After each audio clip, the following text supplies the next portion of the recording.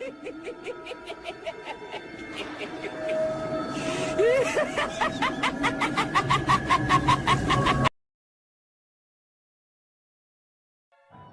तक आपने देखा कि गांव में एक चुड़ैल लोगों को बहुत परेशान कर रही है। कुछ लोग यह मानने को तैयार नहीं कि भूत प्रेत होते हैं। वहीं कुछ लोगों का कहना है कि यह आत्मा और कोई नहीं बल्कि दिव्या की आत्मा है। वहीं एक आत्मा आदि को भी बहुत परेशान करती है, उसे डराती है, धमकाती है और उससे शादी करने का बोलती है, जबकि आदि उसे शादी करने के लिए मना कर देता है, जिसके कारण आदि की मौत हो जाती है।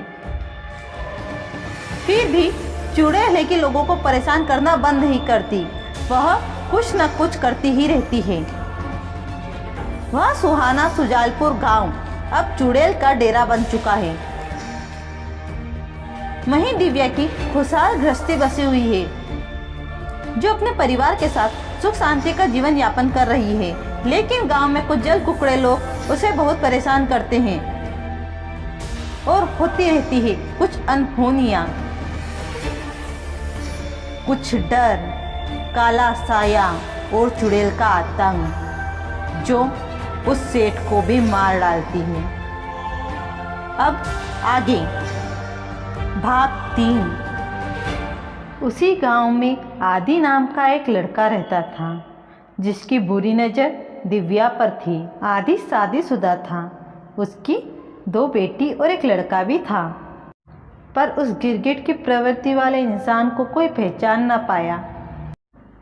उसे अपनी पत्नी के मुकाबले दिव्या ज़्यादा अच्छी लगती। वह गोपाल से आते जाते थोड़ी बहुत बातें कर लिया करता था, पर उनकी कोई गहरी मित्रता न थी। गोपाल हमेशा उसके खेत के सामने से गुजरता था। उसने कई बार दिव्या को भी जाते हुए देखा, और जब से उसने दिव्या और गोपाल की जोड़ी देखी, उसे लगता था कि यह तो ऊंट बैल की जोड़ी है। उसके मन में ख्याल आया कि दिव्या तो उसके लायक है, न कि उस गोपाल के लायक। कहाँ वह काला कलूटा और कहाँ सुंदर सी परी। और फिर क्या था, वह आते जाते गोपाल को रोज बुलाता और दिव्या के खिलाफ उसके कान भरता। और जब दिव्या खेत पर जाती तो वह अपने घर पर जाकर उसकी पत्नी और माँ को भी आलतू फालतू की बातें बोलकर दिव्या के खिलाफ भड़काता। वही बात घुमा फिरा कर फिर आदि की माँ दिव्या की सास को सुनाती, और ऐसे ही दिव्या के ऊपर अत्याचार बढ़ने लगे। आदि की पत्नी भी दिव्या को अच्छी औरत नहीं समझती। उसने मन में सोच लिया, यह तो बदचलन है। आदि हमेशा ताक में रहता कि कब उसे दिव्या अकेली मिले और वह उससे बहकाए, पर उसकी दाल ना गली।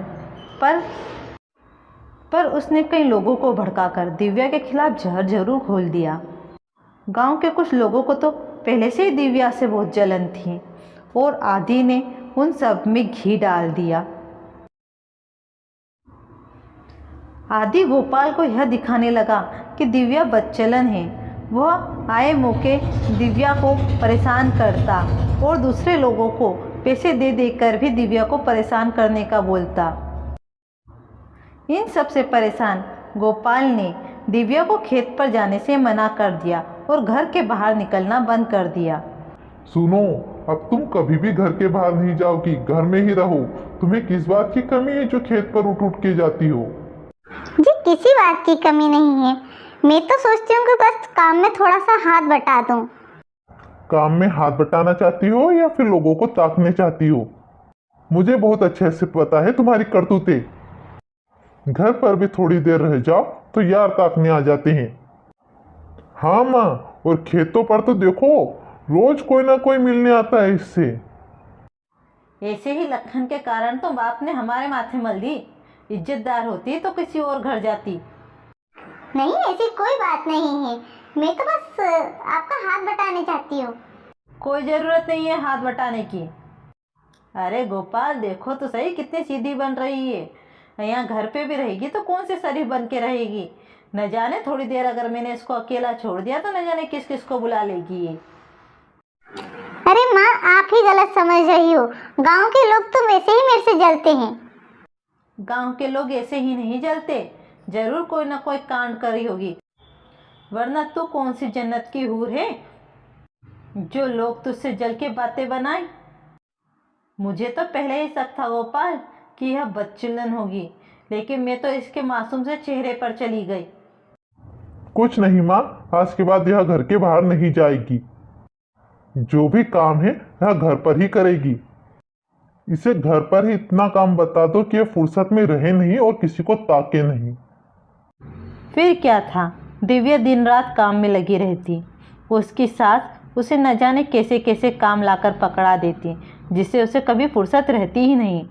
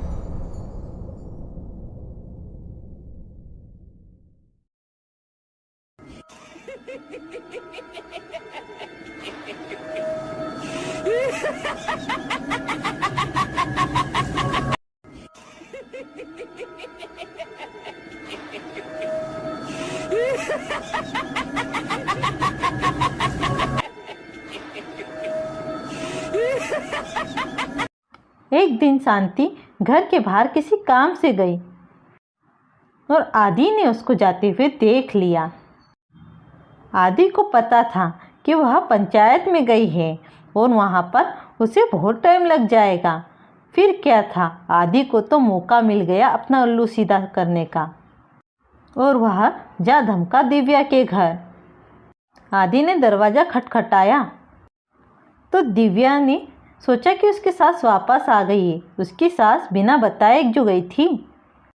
बिना सोचे समझे दिव्या ने दरवाज़ा खोल दिया और आदि उसके साथ जोर ज़बरदस्ती करने लगा। दिव्या ने भागने की कोशिश भी की, पर क्या था, आदि ने दरवाज़ा अंदर से बंद कर लिया। आदि की ज़बरदस्ती पर दिव्या का जोर न चला। वो चीखती रही, चिल्लाती रही, पर किसी ने नहीं सुना। पर थोड़ी ही देर में गोपाल आ धमका। उसने दरवाज़ा खटखटाया तो खोला नहीं गया।